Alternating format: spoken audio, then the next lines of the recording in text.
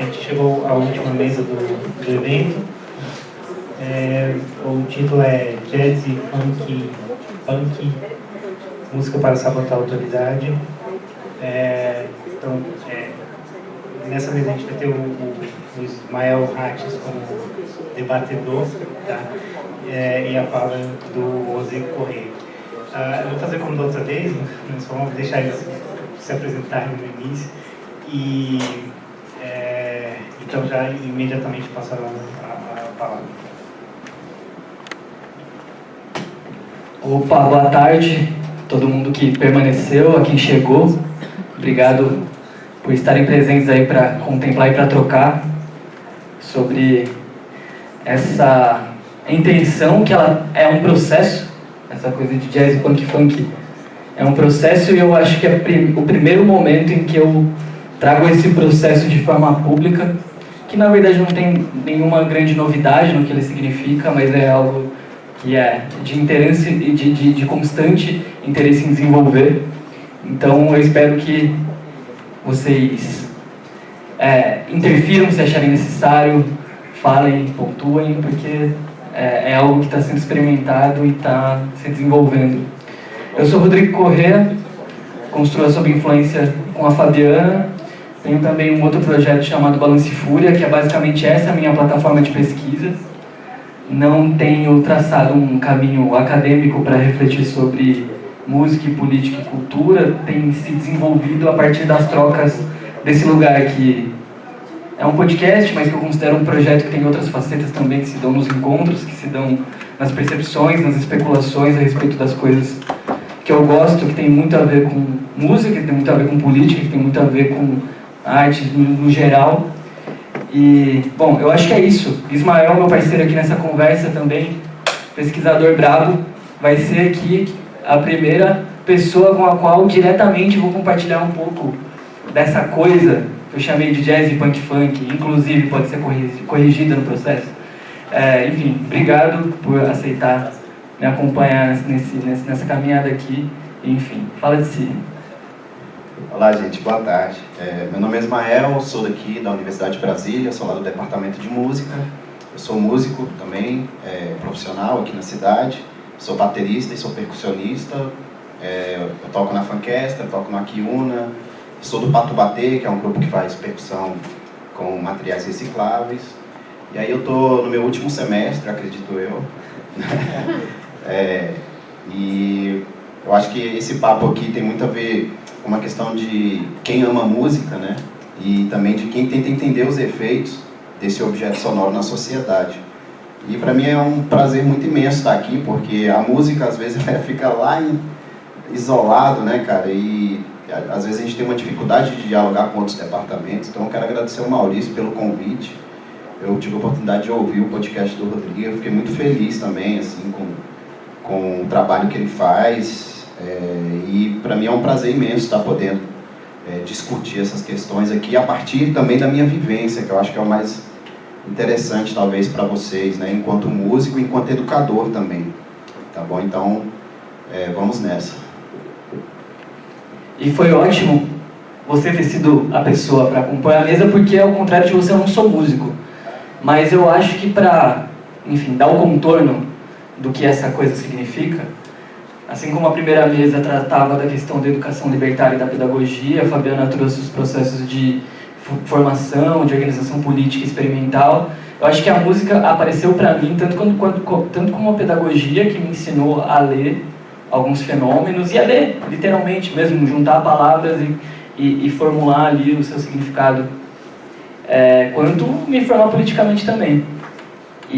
Só que tem esse detalhe de que partir da música como um lugar que demanda essa interação técnica e melódica, ou não, mas enfim, que tem esse lugar do fazer, não necessariamente me foi. Apesar de tocar desde os 12 anos, ter banda desde os 12 anos, acho que a minha relação com música sempre foi menos pelo lado músico e mais pelo lado do fenômeno comunitário, que eu acho que foi onde eu comecei a desenvolver essa paixão e essa análise ou especulação, curiosidade, enfim. Quando apareceu a oportunidade de falar aqui sobre política e cultura e formas de atuar ativamente para além das instituições, eu acho que não tinha como música não estar nesse lugar de organização, de mobilização, de uma coisa que eu acho que acaba sendo tão rara nas organizações políticas, que é aquilo que nos dá vontade de viver. Assim, eu acho que o maior desafio de um revolucionário hoje é assumir uma política que te dê vontade de viver. Eu acho que a música, como esse lugar que forma, que educa, que comunica e que conjuga pessoas, para além de tudo, é algo que nos dá vontade de viver. Então, o jazz, punk, funk como adjetivo, por isso que tem esses Ys aqui, é um negócio totalmente americanizado, eu sei. Na descrição eu incluí o samba, porque o samba é essencialmente parte dessa expressão que se dá a partir de uma invenção tecnológica que está além dos recursos materiais, está além do que alguém garante para você produzir coisas, é sobre comunidade mesmo. Então, esse adjetivo, jazz, funk, punk, também extrapola a música e contamina as nossas relações, contamina a nossa forma de fazer política, contamina a nossa forma de viver. E para começar, ou talvez para introduzir ou para exercitar o que eu pensei na hora de trazer, ou de nomear, ou de apelidar esse fenômeno comunitário a partir da noção de jazz, punk, funk, foi isso. Acho que o primeiro recorte, o primeiro momento, a primeira coisa é essa noção de tecnologias da ruína. Eu sou uma pessoa, assim, a minha trajetória pessoal é algo que atravessa basicamente o acesso da música, da estética, da literatura, do pensamento, que se dá através do punk. E a partir daí, a partir do fascínio da obsessão pela música, ou pela comunidade, ou pela forma de se fazer, obviamente você amplia o seu interesse e você acessa outras coisas e você vê que tudo é muito parecido. Tem uma linha muito fina que costura a forma de se fazer, de se pensar, os perrengues e as críticas de diversas expressões que aconteceram em lugares muito diferentes, mas que lutam contra o mesmo mundo, assim.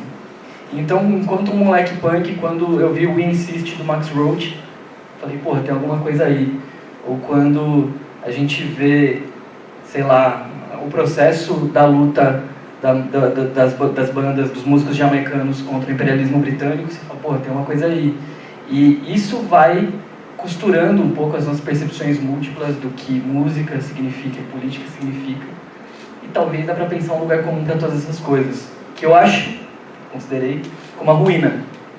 Se a gente voltar para o jazz como um gênero que se dá quase que basicamente pela apropriação de instrumentos que sobraram da Guerra da Secessão dos Estados Unidos, então instrumentos militares, sopro, caixa de bateria e prato. Ou no próprio punk inglês ali, que também era resultado estético de uma crise material, é uma devolução de uma miséria de forma estética.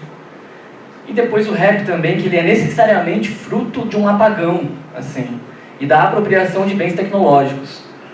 Então, e também do samba, que significa a apropriação de uma tecnologia que é o tecido urbano, que é você se reunir a partir do momento em que as fazendas já não podem mais ter aqueles corpos escravizados, as pessoas começam a tomar as cidades, elas precisam se reunir, elas precisam celebrar para viver. Então as rodas de samba também se apropriam da tecnologia do tecido urbano, do fluxo, do acesso, dos caminhos, das praças, para celebrar a vida e para sabotar o funcionamento da cidade. Então tem todos esses caminhos que é basicamente assim, o ponto inicial da coisa que eu considero o jazz, funk, punk e samba. Mas também, obviamente, vai para todo tipo de música que é de tradição dos oprimidos. Que é pensar no que a gente faz quando não se tem nada. E se criar um mundo novo a partir disso. Não sei se você quer comentar. Como a gente está com um microfone só, aí se o Ismael quiser comentar, me cortar. E tem essa outra noção do viver contra a cidade que foi sendo elaborada mais recentemente, em diálogo também com Malu de Barros, uma amiga arquiteta lá de São Paulo, Murilo Romão, que é um um camarada do skate que também pensa a partir de alguns conceitos, sei lá, o flané, heterotopia, deriva, o que é cidade, skate.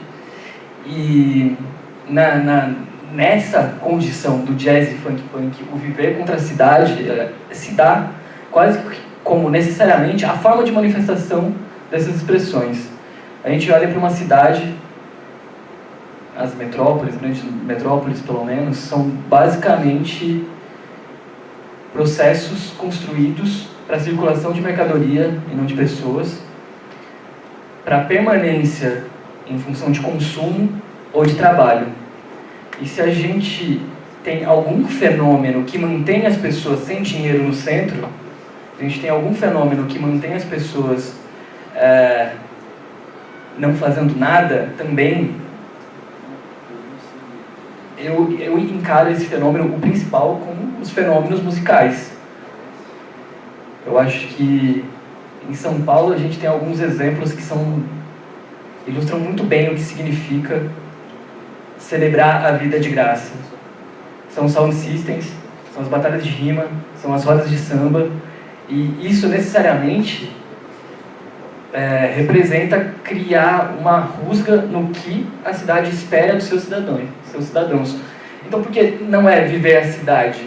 Porque eu acho que viver a cidade é algo que está reservado para determinado tipo de pessoa. Porque... Posso fazer Você tem uma raciocínio? Não. Pode ser? Vai. Cara, isso é muito legal o que você falou, assim, porque, ó, eu fui nascido e criado em periferia, eu sou da Samambaia, uma cidade que fica aqui, sei lá, 30 quilômetros daqui do centro e tal. E eu cheguei lá em meados dos anos 80, 89 para os anos 90, né? E, por exemplo, nós fomos, assim, permeados de hip hop, rap, né? E aí é importante frisar que Brasília também é a capital do rap, mas ela nunca é reconhecida. O terceiro disco de rap gravado no Brasil foi aqui, pelo DJ Rafa, que ele é filho do Claudio Santoro, né? É o DJ Rafa Santoro, que ele é um cara que depois fez o Baseados nas Ruas, ficou em São Paulo trabalhando e tal, enfim. Então a gente era permeado por esse tipo de cultura, e onde dentro do espaço periférico é diminuta a relação da sobrevivência, então a violência era muito potencializada, né? E aí, quando o rap começa aqui em Brasília, ele começa de uma forma meio entretenimento, até baseado um pouco mais no jazz, que é um rap que vem junto com o funk, que aí você escuta o som realmente da bateria nas bases, né? E aí depois entra o que a gente nem tinha um nome ainda para denominar direito, que era o peso, que é quando se mexe nos timbres e fica tremendo as caixas, né? E a gente denominava aquilo como peso, porque era muito pesado, inclusive as letras, né? Que era o rap gangster. Então durante muito tempo a gente ficou tentando viver esse drama da violência,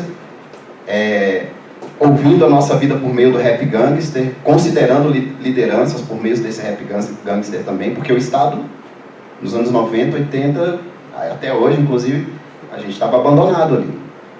Até que, passa os anos 90, vem Câmbio Negro, vem uma galera, né, que vai ajudando a gente a viver esse espaço, que tanto você menciona, e quando sai o Sobrevivendo no Inferno, do Racionais, é como se fosse um tapa na cara, que a gente está exatamente vivendo aquilo que o Brau está cantando em outro lugar, né? Aí existe um processo também de espetacularização da burguesia, né? Porque a mídia vai ficando cada vez mais, talvez, mais flexível, ela começa a se interessar pela periferia.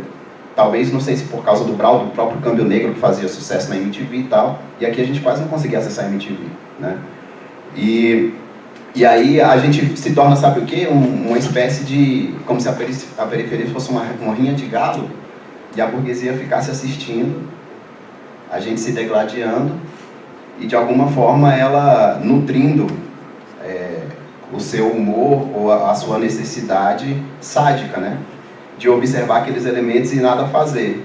E ia se apropriar da nossa cultura de certa forma, das roupas, da moda e de tudo, né?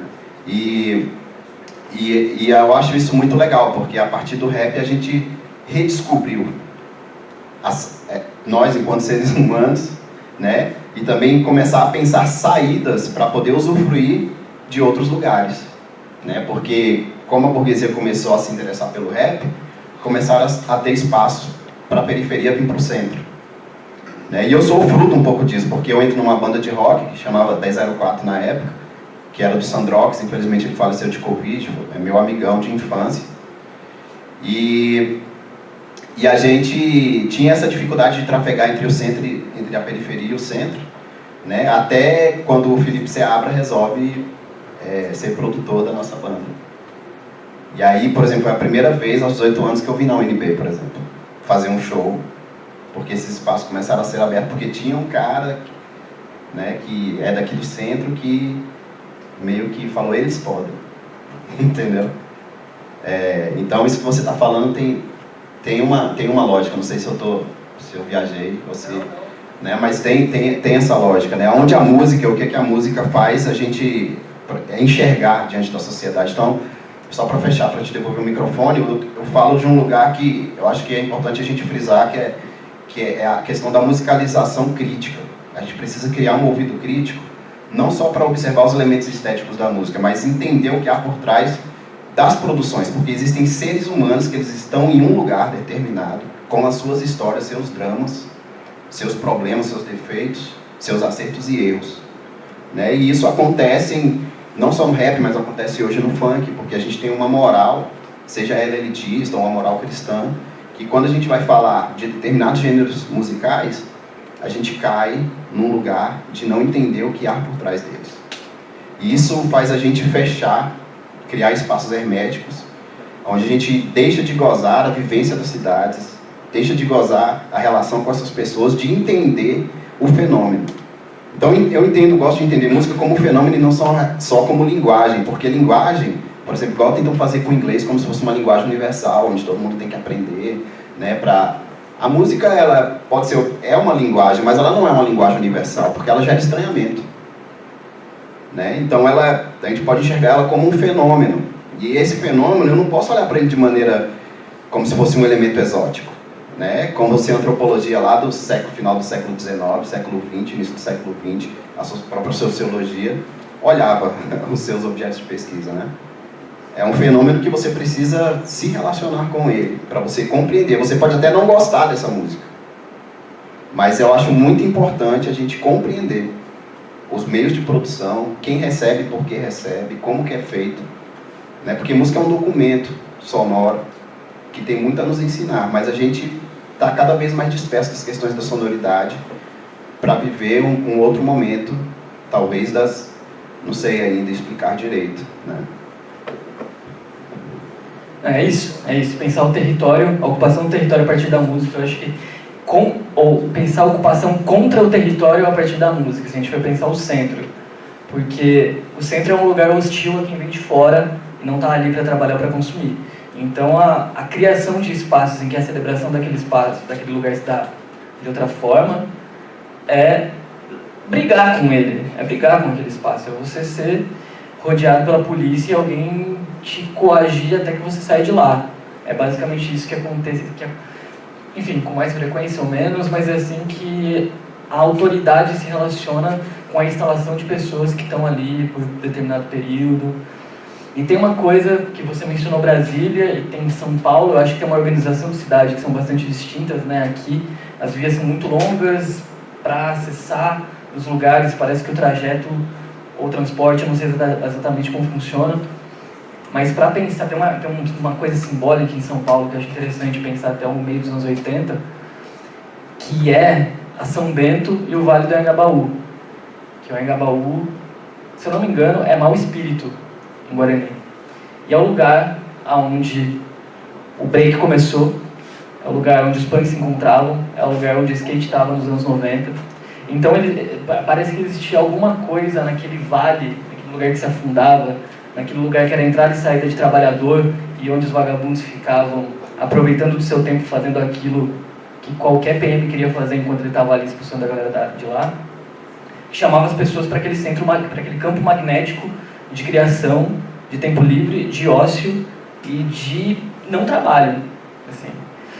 E é um lugar importante até agora, ainda é. Foi reformado, passou por um processo de privatização, mas continua sendo um lugar de uso gratuito do espaço. Então, eu acho que aí a gente já consegue avançar a conversa até para um outro momento que é a celebração da vida de forma grátis. Que eu não sei, com o fenômeno do streaming tem sido cada vez mais difícil a gente encontrar brechas na vida cotidiana para se celebrar o não valor, a não moeda das coisas que a gente gosta. Então, criar espaços em que essas coisas possam acontecer acaba sendo o subterfúgio para que a gente, beleza, ainda tem o transporte, ainda tem o metrô, ainda tem o busão, ainda tem o corre que você tem que fazer para chegar num lugar. Mas isso deixou de ser uma coisa que acontecia pela simples paixão ou necessidade de se expressar e falta de um equipamento que acolha aquilo, para ser uma forma de reivindicação de tempo, de reivindicação de dignidade, de reivindicação de, enfim, cultura, de trabalho também. Então tem isso. Eu queria devolver essa questão para você, porque a gente está pensando em território, em geografia, em deslocamento, em corpo ocupando espaço. E Brasília é a segunda vez que eu estou aqui, não conheço direito, mas eu senti que o percurso se dá de outra forma, assim. Para sair da UNB aqui, provavelmente vai ser um trânsito grande até o lugar que a gente vai ficar e que vocês moram e etc. Não sei. Como que você vê também, te devolvendo uma pergunta, a ocupação de Brasília a partir desses meios que reivindicam o espaço para si, independente da autoridade, da concessão e da grana? Essa é uma pergunta assim, complexa de responder, mas não sei se todos aqui vão concordar, né? Mas, assim, Brasília, apesar dela ser plana, ser espaçosa, ela parece que foi feita de toda forma para que quem vive à margem dela não poder vir, porque ela tem um lance de imponência, né? E como ela também tem uma diversidade de público e de pessoas, ela meio que se fecha como se fosse autossuficiente, né? E aí muita gente tem dificuldade de entender que se você vai na padaria e tem um pão, é porque a periferia acordou antes, né? As pessoas têm essa dificuldade. E aí, por exemplo, quando você faz eventos fora desse lugar, Brasília, na cidade satélite, dificilmente alguém daqui vai lá para ver, né? Isso é uma realidade dura, assim. E ao contrário não, o povo da periferia vem para cá, dá o seu jeito de arrumar essa grana, principalmente, de se fazer. Se você quer colocar um trabalho aqui, você tem que provar talvez o dobro, que você é capaz de ocupar aquele espaço, né? É diferente de quem mora aqui, né? E eu sofri isso na pele com a 1004, né?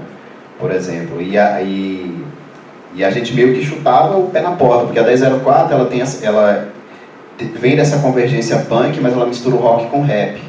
Então ela é um pouco na onda do Rage Against the Machine, assim, né? Mas a gente tinha muita influência de Campo Negro, de Racionais e do rock and roll mesmo, dos anos 90 e tal. Então se a gente quisesse, por exemplo, que é uma etiada do rock and roll, a gente já era um alien lá na periferia, né? Ser rock and roll roqueiro na periferia é um negócio que você fica meio perdido. E quando você vem pra cá, pro centro, você não encontra a acolhida, porque você também, sabe, você fica tipo no meio do muro o tempo inteiro. As pessoas te julgando se você é playboy porque vem pra cá, ou se você é um ser inferior por estar ocupando esse espaço, inclusive perigoso. Porque se você tem muito talento, você vai mexer no meu privilégio, né? Então essa questão aqui em Brasília, pelo menos eu sinto enquanto músico isso. Tem músicos excelentes na periferia, mas que eles não têm desejo nenhum de chegar aqui no centro.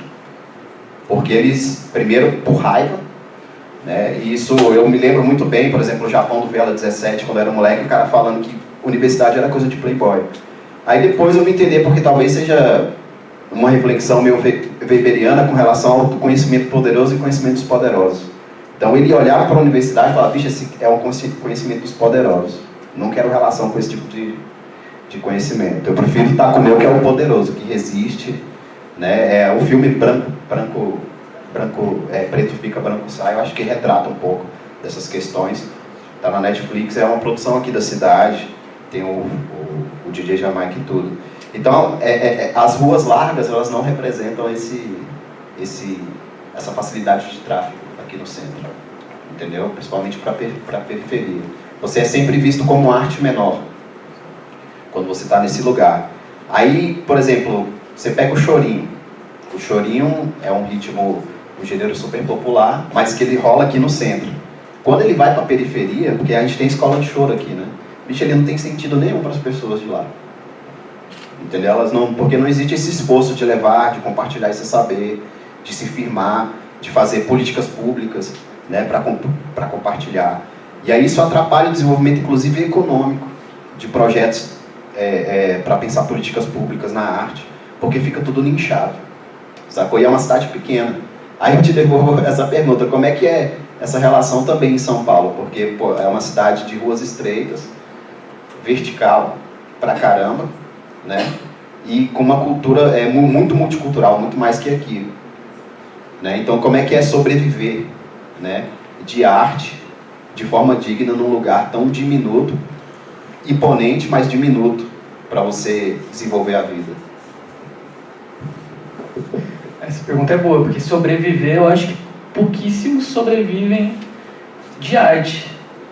Mas o que acontece, a gente mencionou muito o centro como um lugar de acontecimento, mas na periferia acontece muita coisa também, e talvez algumas das coisas mais volumosas, assim, pensando Sound Systems lá, África Mãe do Leão, não sei o quê, Campo Limpo, Capão Redondo, Brasilândia, onde essas coisas... E tem um pouco disso da galera, de um público do centro se deslocar para esses lugares para, enfim, não sei se consumir a palavra, mas para participar do que acontece lá. Sobreviver financeiramente talvez não seja coisa, mas é uma cidade que tem suas linhas de fuga para que essas coisas existam como uma fagulha, como um clarão, e, enfim, e depois as pessoas se dispersam e as coisas voltam ao normal. Mas eu acho que esse fenômeno, de forma mais ampla, assim, até se for retomar um pouco o que uma galera reivindicava nos anos 90 lá, do Zona Autônoma Temporária, Hacking Bay, essas coisas que influenciaram até manifestações de rua. Tem um livro chamado Guerrilha Psíquica, de um cara que foi nos movimentos anti-globalização na Europa nos anos 2000, que ele falava da implementação de micro-raves nas manifestações para obstrução de vias. Então também pensar em como a música e a festa, como tática, numa manifestação de rua, serve para, enfim, criar um outro impacto em quem transita por ali. Como que você vai parar? Como que você vai fazer uma barricada, você vai fazer uma festa, você vai colocar alguns artistas na frente de carros no trânsito. E aqui no Brasil também, eu acho que a política mais organizada e mais teórica na virada do século foi muito influenciada por práticas que se davam em comunidades musicais. Muita gente do rap passou a participar de coletivos mais organizados, do punk também. E não por coincidência, esses coletivos tinham um contorno prático, estético e teórico diferenciado e pensavam em criar um outro gozo com a política, né? Que aí eu acho que a gente pode cair num outro tema que, pelo menos para mim, é da onde vem a maior contribuição da música como um elemento político, que aí eu vou voltar no que eu falei antes, que é nesse lugar da vontade de viver. Porque eu acho que a gente está vivendo um momento em que a vontade de viver não está na ordem do dia, se a gente for pensar na geração depois da nossa, talvez não na nossa, assim, que compõe o nosso, do anarquismo pós-anarquismo, o texto da Camila Jordan, que é do prefácio, ela cita o Alfredo Bonanno, um trecho que é: não adianta nada você ser o maior anarquista do mundo se você não tem razão nenhuma para sair da cama no dia seguinte, tá ligado? E eu sinto que a nossa relação com algumas expressões, como a música, nos dão razão para sair da cama no dia seguinte, para se organizar politicamente, inclusive. Voltando um pouco aqui na minha fala e pensando também a questão geracional. Essa geração, que a gente pode chamar de geração Z, talvez, que é a primeira vez que eu estou vendo uma geração que tem uma relação distanciada com a música. Eu não sei o quanto isso é viagem minha, mas ao mesmo tempo que eu vejo que tem uma geração que tem uma relação distanciada com a música, é uma geração que também começa a ter uma relação distanciada com o corpo, e uma relação distanciada dos fenômenos comunitários.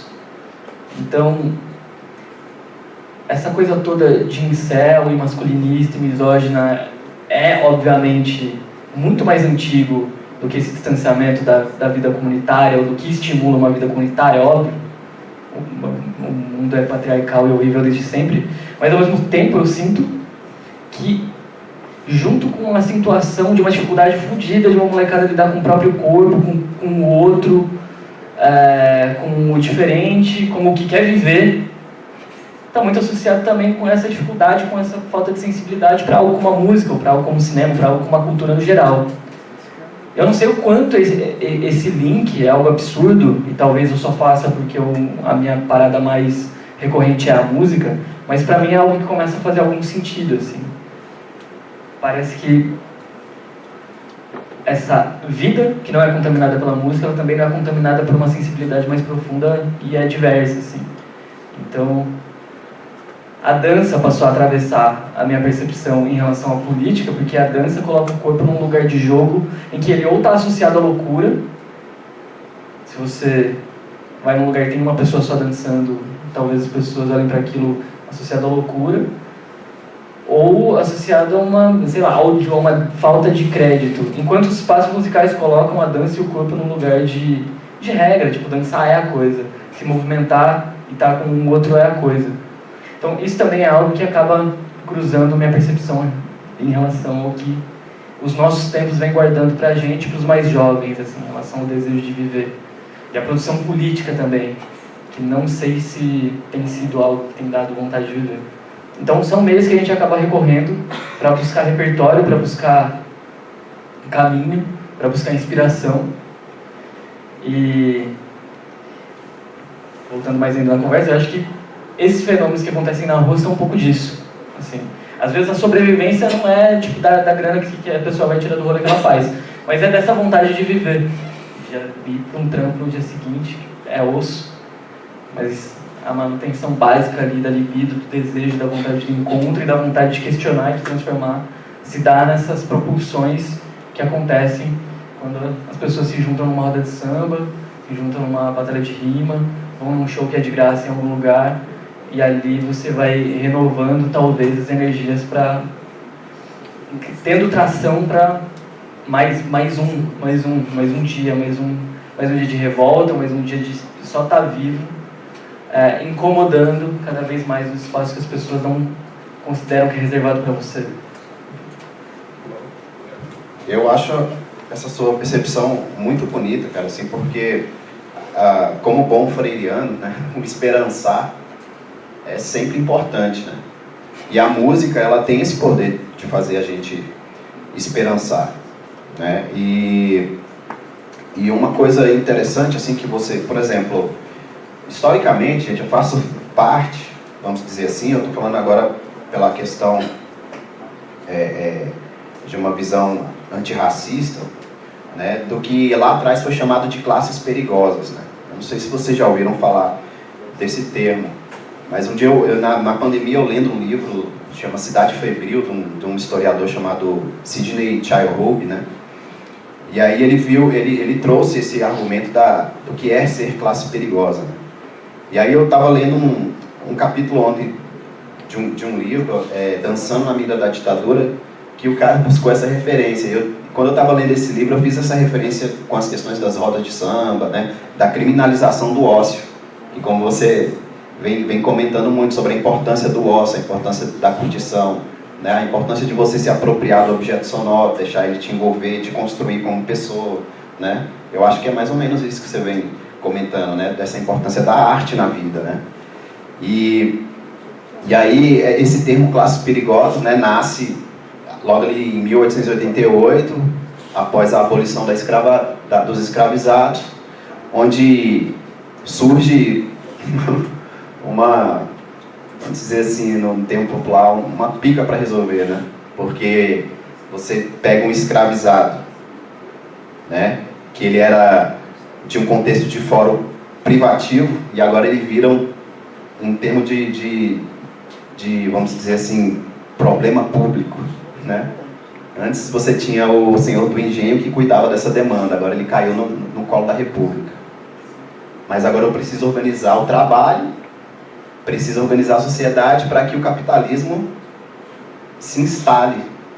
Mas e aí, tem essa galera, é uma galera que todo mundo via que negro era talentoso, né? Não é à toa que o Chorinho, todo mundo pirava no Chorinho, ia lá para a casa da tia Ciata, onde eu vejo a casa da tia Ciata como o espaço das negociações.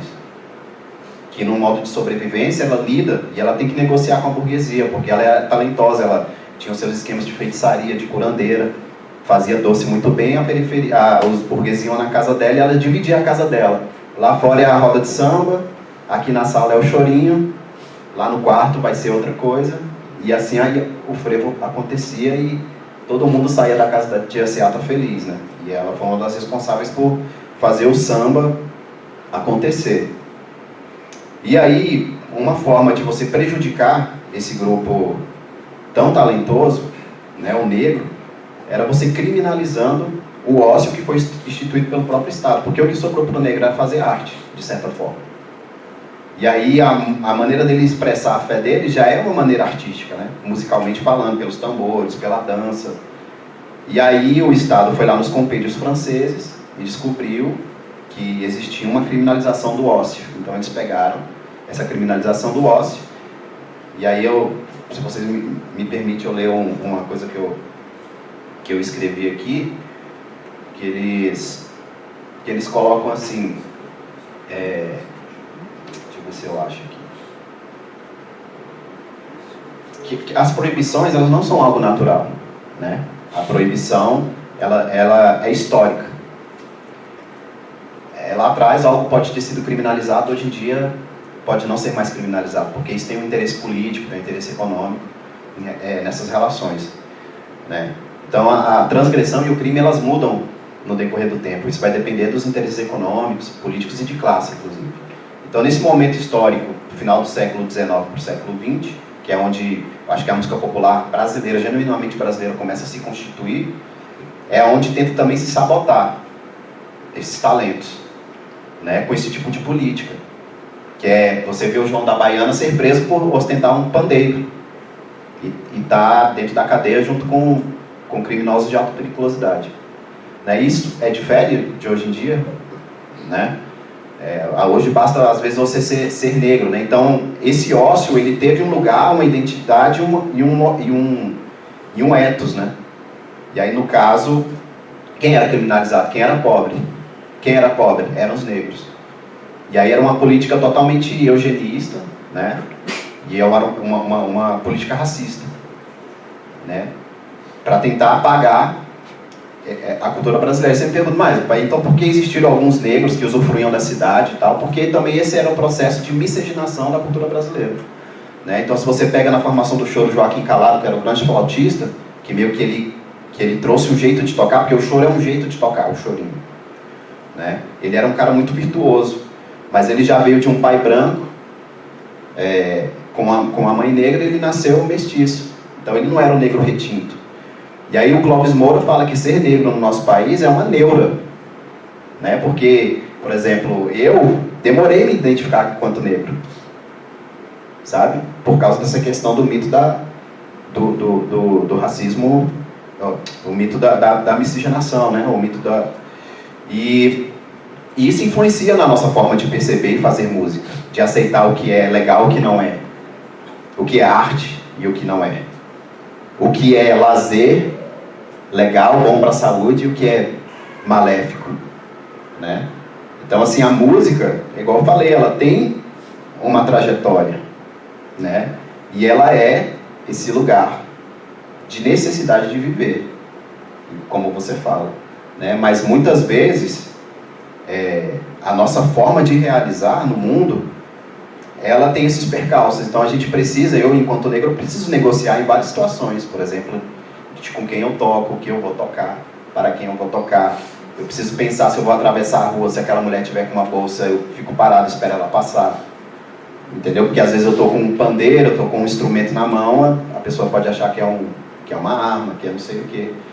Então toda essa malandragem para lidar com essas situações foi a música que me apresentou, né? Esse jeito da gente da gente lidar. Então, por exemplo, a roda de samba é um espaço de resistência e um lugar de você desautorizar a autoridade.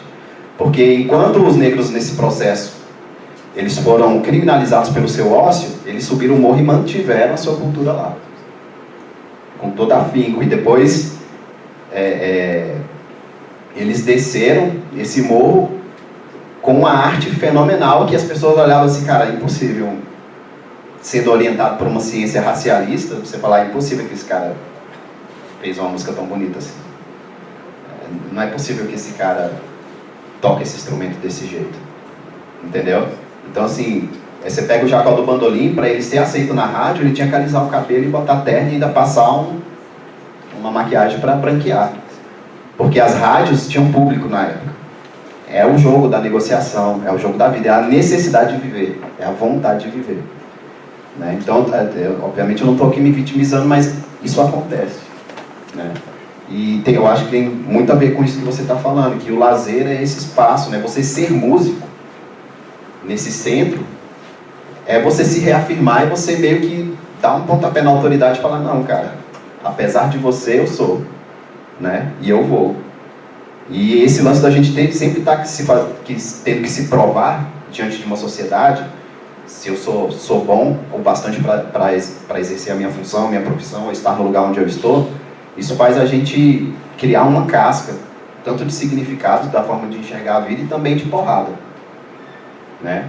E isso tudo é o que é a música. Então o que eu quero trazer, para devolver aqui o microfone para o meu amigo, é falar que música é esse espaço de resistência na vida, gente. Então não dá pra gente julgar, por exemplo, o cara que faz funk só pela letra, só pela atitude, pela forma como ele conduz o corpo. Tudo é passível de crítica? É. Mas a gente precisa entender em que contexto isso acontece e por que isso acontece. Como a gente pode melhorar essa situação? Seria educação musical? Pô, não sei. Se eu falar que sim, eu vou estar sendo aqui panfletário e resumindo um problema que é super complexo. Né? Isso só vai através do diálogo e das vivências. Né? Então, se você quer conhecer o baile funk, velho, vai no baile funk e conheça as pessoas. Sacou? Se você quer conhecer uma roda de choro, vá, participe. Pague, inclusive, para entrar, valorize. Porque aí você vai poder entender melhor a sua cultura, principalmente local, né? A sua brasilidade, né? Os limites disso, sei lá. São nesses espaços que essa política subterrânea acontece, que esses códigos de conduta são estabelecidos, porque a gente está falando de uma certa ausência para que uma forma se manifeste, para que uma forma ativa, para que uma proposição de mundo se manifeste. Você falou dessa malandragem que teve que ser desenvolvida para que uma prática se mantesse. Isso, você mencionou também o Sobrevivendo no Inferno. Sobrevivendo no Inferno também é um manual de proceder da quebrada, onde há ausência, há o espaço para que uma outra forma se estabeleça e crie condições para que a vida, enfim, se manifeste. E acho que em poucos recordes eu vi uma potência tão grande para a manifestação dessa outra forma de organização da vida cotidiana, dos desejos, dos afetos, dos problemas, das tensões, da violência, como da música. E também, acho que é interessante se trazer essa perspectiva a partir de um músico, porque na minha vivência está num lugar entre espectador e curioso, que acaba relevando um monte de coisa ali, se atendo a questões de contexto, de questões temáticas até. Mas, na verdade, a minha investigação está muito mais interessada nessas sutilezas. Assim. Quando a gente fala de música e política, às vezes a gente se inclina às letras, à produção feita pela música brasileira na ditadura militar, ou ao conteúdo lírico do Racionais no Sobrevivendo no Inferno, do Facção Central, enfim, sei lá onde. Sendo que, às vezes, o Sabotagem e o seu verso livre tenha uma contribuição política, estética, performática, de existência no mundo, que também tem uma carga radical ali. Né? O punk é o mais evidente. O punk também, enfim. Mas é algo que a gente pode levar para outros lugares para pensar a manifestação da música e da política com uma produção da música eletrônica contemporânea no Brasil hoje, assim, como, sei lá, se o funk em 2010 era meio que pautado pelo Condzilla e o YouTube, e hoje é meio que pautado pelo TikTok, não sei, e como isso impacta na forma da produção, no consumo da música, no trabalho colocado ali na produção daquilo, enfim. Não sei se você quer complementar, acho que a gente chegou a 1 hora, mas interrupções, perguntas, questões, fiquem à vontade, porque senão eu vou emendando. Só para finalizar assim mesmo, para abrir para perguntas, né? Eu acho que a grande, assim, eu sempre gosto de me colocar numa posição assim, porque música, pô, é profissão. E às vezes eu não sou, entendeu? Tipo assim, eu chego num lugar, até quando minhas namoradas, quando eu era, né, antes quando eu não era casado com a minha companheira, eu chegava na casa, você faz o quê? Sou músico. Não, mas trabalha com o quê? Sabe? Isso existe até hoje, gente. Né? O tempo inteiro, as pessoas indagando se o que eu faço da minha vida na minha plenitude dos 40 anos, pai, 2 filhas, né? Se eu trabalho. Minha mãe manda coisa pra mim, vai abrir um concurso. Aí, não sei o que, um dia dessa mudou o concurso do bombeiro. Né? Tipo assim, cara, eu já fui em tantos lugares, né, no mundo, pô, já fui tocar da oficina fora do Brasil, França, sei lá, Argentina, Guatemala, tocar, falar em congresso, e minha mãe ainda insiste, porque é o racismo estrutural, gente. E é o problema do preconceito que o músico carrega. Então, você ser negro e músico é complexo para algumas pessoas entender isso, assim. Como meu filho tá... eu sei, eu entendo que é cuidado de mãe, mas eu sei também que minha mãe é permeada apesar dela ser negra, ela é permeada pela questão do racismo, né? Então, por isso que na minha fala eu sempre recorro a essa questão de, cara, é minha profissão, é o meu modo de vida, é o que eu escolhi para fazer, eu preciso defender isso de alguma forma, preciso que vocês entendam também como escuta música, né? A gente melhorar a nossa escuta. Ter uma escuta mais ampla, mais curiosa, mais aberta, para compreender os valores que estão envolvidos ali, né? Porque existem vários tipos de forma de lidar com a música, né? Tem uma autora da Sociologia da Educação Musical, que ela chama Lucy Green, que, eu posso gostar de uma música, existem 2 formas de ambiguidade, que é, eu posso curtir, entender o que aquele cara está tocando, está falando, tem a ver com os meus valores, e considerar essa música massa, mas eu posso odiar o lugar onde essa música rola.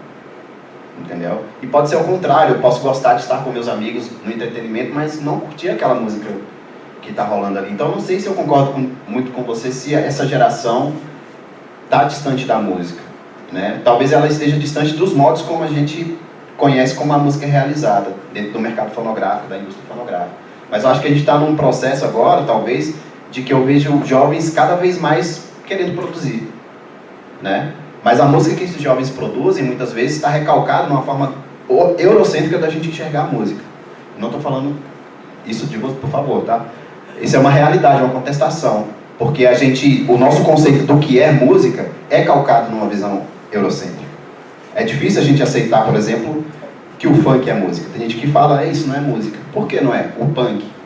Porque tem 3 acordes, porque não tem melodia, porque não sei o que, assado. Eu não consigo definir o conceito de música. Porque nós, enquanto seres humanos produtores, a gente vive elasticizando esse conceito. Entendeu? É igual querer definir arte, velho. Pelo amor de Deus, se a gente for fazer isso aqui, a gente está tomando uma grave... a gente está recorrendo de cair no equívoco de ser elitista. Porque quando a gente define, a gente exclui de alguma forma. Entendeu? Eu acho que é isso. Se alguém tem uma questão, agradeço, Ismael. Obrigado. Eu não sei o quanto pode ter sido confuso da minha parte, porque, como eu disse, está em processo essas reflexões e, ao mesmo tempo, a ausência da escrita também é um problema, porque o podcast, como o local em que eu deposito um pouco dessas elaborações, apesar de ser algo oral registrado, a prática da escrita é algo que impacta na nossa visão sobre a nossa elaboração de outra forma. Enfim, mas essa troca com o Ismael, com todo mundo que está aqui, poder expor isso e, enfim, continuar isso a partir de outro lugar também é importante. Acho que é isso.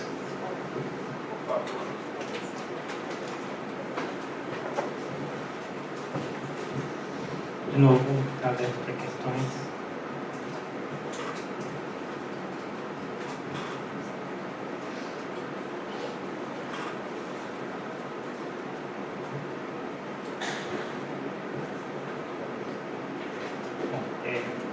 Começo eu, então. É uma questão, acho que mais ou menos para os dois, mas eu queria talvez entender melhor o papel, né, da música enquanto algo que serve para destituir a autoridade. Porque um pouco do que vocês enfatizaram é o modo como a música é uma espécie de lugar de encontro, né? E esse lugar de encontro, por si só, criaria uma espécie de forma de sociabilidade, quase como se a música fosse uma espécie de instância, ocasião para uma celebração, né, para uma festa. E festa que, bom, tem uma certa conceitualidade por trás, mas acho que a gente pode pensar nisso agora. E que isso é quase como se fosse um rito que tivesse essa capacidade de destituição da autoridade, né? Por outro lado, né, em diversos momentos aparece, digamos assim, a mensagem, né, ou digamos assim, o posicionamento do músico, né, como uma forma de destituir a autoridade. Então isso compareceu, comparece obviamente no punk, comparece no rap, etc. Então, o ponto é, quando essas duas coisas se convergem, né, fica muito claro o potencial de destituição da autoridade, de sabotagem da autoridade. Mas e quando só um desses aspectos está presente, né, você acha que a potencialidade fica diminuída nesse sentido? Né? Ou seja, o máximo potencial da música enquanto manifestação política só aparece quando esses dois componentes estão presentes, ou não, ou um puxa o outro, entende? Um pouco isso que eu queria talvez explorar. Apesar da conversa ter atuado numa certa generalidade em relação à música, a adjetivação jazz, punk e funk, ela não é à toa, assim, ela na verdade diz respeito necessariamente a essas três expressões, o jazz, o punk e o funk. Eu acho que historicamente é mais fácil de identificar no punk os elementos que o qualificam como uma expressão política, assim, por conta das letras, por conta da relação de uma certa onda do movimento punk com anarquismo, com autonomismo, com coletivos políticos mais de mobilização mais fáceis de reconhecer. Agora, o jazz e o funk, apesar de terem essas inclinações na história também, esses vínculos também muito fortes, eu acho que amplamente são menos conhecidos.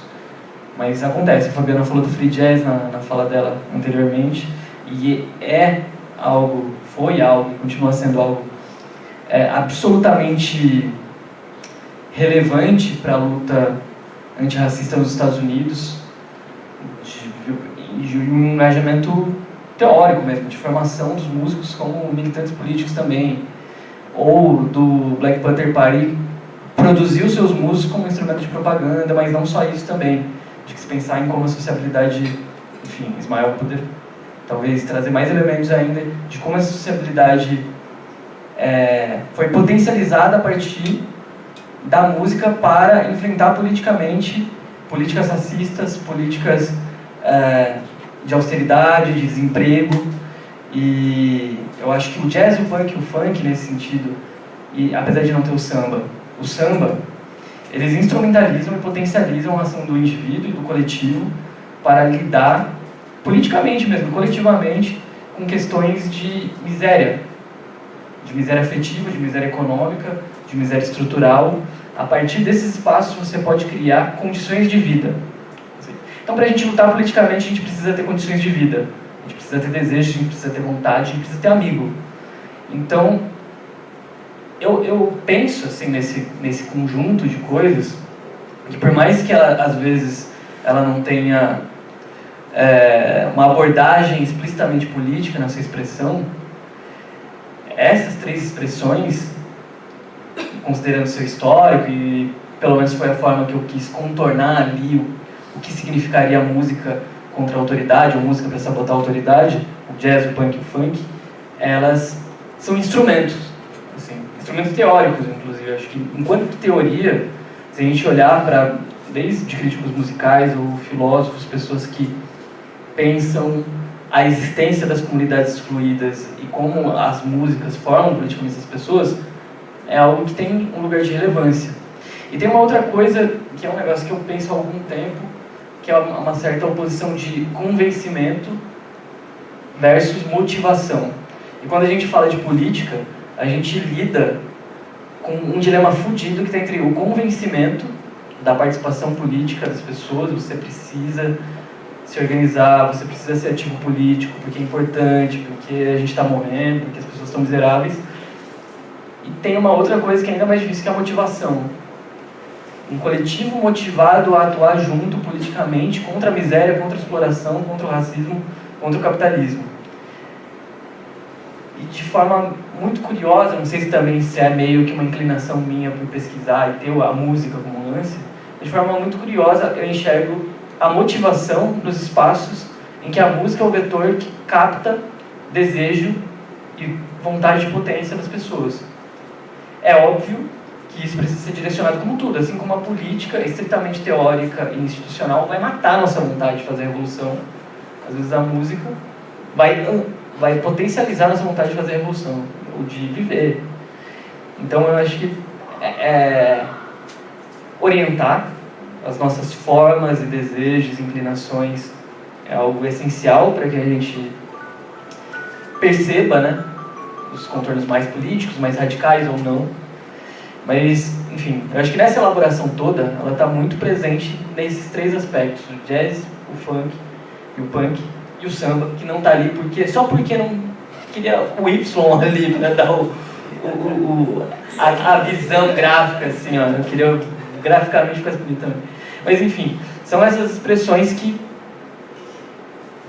enfim, tem uma bibliografia que pontua, tem uma relação pessoal também de quem, enfim, lá moleque, lá na casa do hip hop em Piracicaba, vendo que a galera alimentava, enchia a barriga, tá ligado, de muita gente a partir do hip hop, coisa que às vezes os coletivos que estavam na universidade não conseguiam fazer.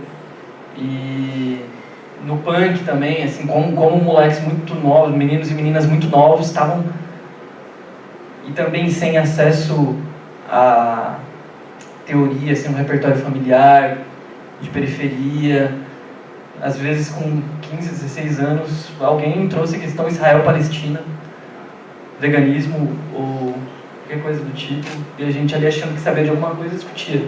Então meio que, eu acho que como esse espaço de potência, assim, porque, de novo, acho que para trazer uma coisa que eu falei anteriormente, o dilema do nosso tempo talvez seja a vontade de viver. Acho que é por aí, é dessa forma que eu vejo, pelo menos, esse Ismael.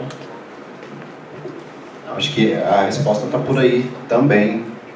Não é uma resposta simples, né? Mas, assim, cara, eu acho que desde quando, enquanto músico, assim, se você encara isso, vou falar da minha perspectiva e vivência como profissão, né? Nesses últimos 4 anos picudos aí, com esse governo fascista, foi a primeira vez na minha vida que eu me vi criminalizado por ser um artista. Onde eu chegava, até mesmo eu precisei trabalhar em escola, coisa que eu evito o máximo. Eu gosto de dar aula particular, eu gosto de fazer projetos via editais, então eu vivo na escola pública fazendo oficinas de percussão e tal. Eu tive que ir para a escola privada, tive que trabalhar em 3 para eu manter pagar os boletos, né?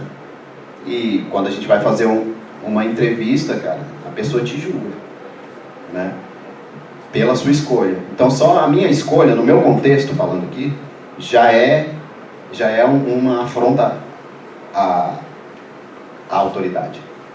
Se eu, com os mecanismos que eu tenho na periferia, com um celular, eu faço uma música e essa música bomba, é um tapa na cara da autoridade. Qual é essa autoridade que eu estou falando? A indústria fonográfica. Porque eu desenvolvi uma coisa sem precisar do braço dela e ainda eu me utilizo dos meios dela, sei lá, da Big Tech, etc e tal, e me faço existir e ainda ganho muita grana com isso, né? Então, assim, e por que sempre eu menciono a questão do dinheiro? Porque a vida é feita desses processos de negociações, né? Que a gente precisa mediar, são os jogos da vida, né? Não é simplesmente por uma questão extremamente capitalista, mas é porque as pessoas que vivem com a arte, elas precisam viver, comer, pagar aluguel, precisam viver com dignidade, inclusive, né? Então, a festa, por exemplo, você manter uma festa, ou manter um evento em 4 anos bicudos de um governo autoritário, é um modo de resistir. Você manter um samba urgente, que é um samba que tem aqui, e a polícia bater, e na outra semana você bota a cadeira, abre a porta, sacou? E é uma forma de resistir. A mesma coisa na periferia, que são os lazer, né? Você bota o lazer, bota a caixa de som, a polícia bate na hora. Aí você guarda ali, daqui meia hora depois você monta de novo, faz, toca, alegra, motiva, mostra, bora, acorda, vamos viver, né? Então isso porque a música é um objeto muito complexo, é um fenômeno muito complexo para a gente, né? Então acho que quanto mais a gente tenta engajar ela e fechar ela num pote, ela vai perdendo as suas potencialidades, porque ela vai conversando com um público menor, entendeu? Então quanto mais a gente tenta ampliar e considerar essa visão e permitir com que as pessoas, por exemplo, estudem música, que é um conhecimento muito caro, né? Tocar um instrumento não está ligado só à performance. Enquanto professor, por exemplo, tem uma galera no meu departamento que acha que fazer o aluno tocar uma música, que tem que ter, obviamente, esse objetivo, mas é o objetivo final de uma aula de música. E não é. A partir de um instrumento, eu posso reconhecer a importância desse instrumento no desenvolvimento humano, no desenvolvimento de uma sociedade, no desenvolvimento econômico, artístico. Eu posso trazer várias reflexões. Aí eu faço um desafio aqui para vocês. Toda vez que se fala em música, a música é bom porque ajuda a desenvolver a coordenação motora, o raciocínio matemático fica mais rápido, né? A gente sempre vai num não lugar da música. Apesar dela passar por aí, ela tem outras atribuições, ela é um universo transdisciplinar, né? Que se você consegue enxergar isso, e se você, dentro da educação musical, consegue tornar isso visível para o aluno, muda a perspectiva de vida dele. A forma como ele se lida, inclusive de criticar a forma como o sistema age dentro da indústria. Que ele vai ouvir uma música, então assim, ele vai respeitar a Anitta, porque sabe que ali tem um esquema, mas ao mesmo tempo ele vai escutar o Chico Buarque, por exemplo, e ele vai fazer essa mediação, o que é bom trazer ou não para a minha vida, né?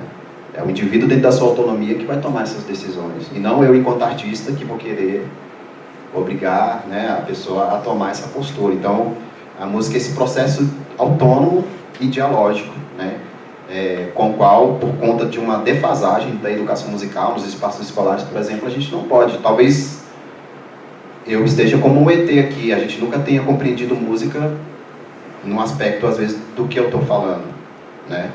Porque, às vezes, é engessada a forma como a gente discute música, né? Ou ela é muito panfletária, dentro do universo político, ela é muito nesses esquemas de como você desenvolve as suas habilidades para virar um potencial ser humano, né? Ok. Né? Mas ela é como ferramenta política, né? Nesses meandros. Como é que numa festa, onde a gente está celebrando, a música pode ser né? Como você falou. Só o fato de eu celebrar e estar vivo diante de pandemia, de não sei o quê, né? Acho que usando essa experiência mais próxima que a gente teve, que foi a pior, eu acho que das nossas vidas aí, você vê como que a arte, de certa forma, trouxe o alento, né? E aí algumas pessoas acreditam que parou para pensar na importância do cara, aquele bicho ali é importante para a sociedade, né? Aquele cara, a produção de cinema, a produção musical, né? E agora o grande lance é você, assim, saber, eu não sei se combater a indústria, se isso é possível em certa medida, no contexto de que eu também me absorvo dela, mas é modificar a forma como essa indústria age, né? E você tentar abrir os flancos e tornar esse espaço muito mais heterogêneo, né? Onde as pessoas também, que muitas vezes foram relegadas, não têm essa oportunidade porque não se encaixa no modelo de música como a gente é concebido pela indústria, né? E como que a gente chuta a porta sendo talentoso, né? Então, vários desses artistas aí que a gente muitas vezes critica, vou falar a Anitta porque é a mais famosa, a MC Posé, essa galera que começou no morro, eles trouxeram uma autoestima diferente para a periferia. O erro é a gente achar que a periferia venceu. Isso aí que é a grande bobagem, né, de achar que alguém ficou rico fazendo música no celular, a periferia venceu. Não é assim. Mas a autoestima da periferia tem mudado.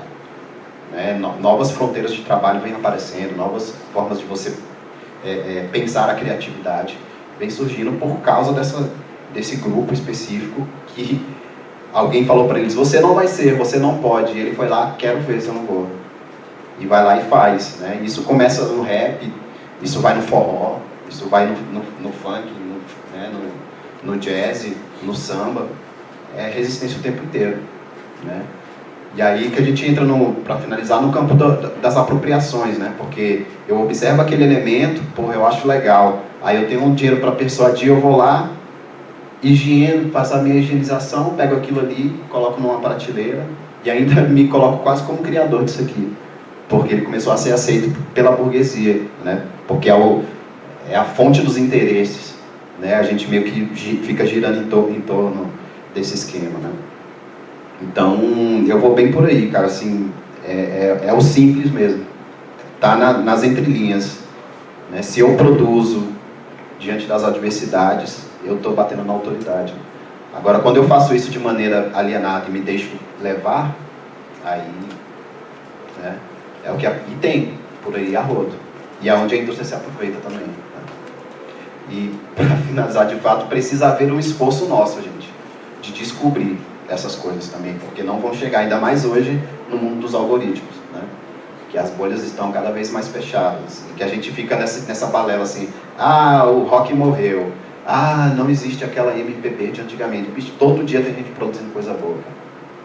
Entendeu? Ainda mais hoje com a tecnologia, que muita gente tem acesso, tem uma facilidade absurda assim, de lidar, todo dia está surgindo uma coisa interessante.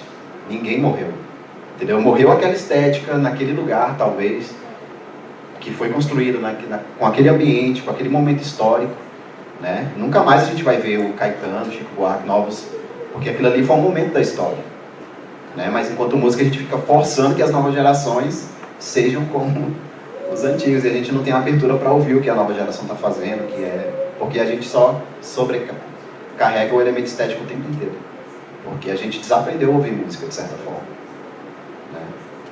Porque tá tudo muita informação, a gente não escuta. Eu estava conversando com o Rodrigo, a gente não escuta mais um álbum, né? Dificilmente eu vou, enquanto músico, arriscar fazer um álbum também, porque dá trabalho, gasta dinheiro, então eu vou, são as negociações que eu tenho que fazer para sobreviver, e com essa negociação me infiltrar e desbancar a autoridade, nesse caso. Então são várias formas que a gente pode ver. Isso é apenas uma que eu estou apresentando aqui por meio da minha vivência, que eu nem sei se é interessante também.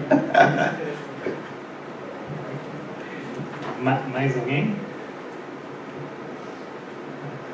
Acho que talvez a gente possa encerrar então a mesa e o quarto, né, encontro de micropolítica.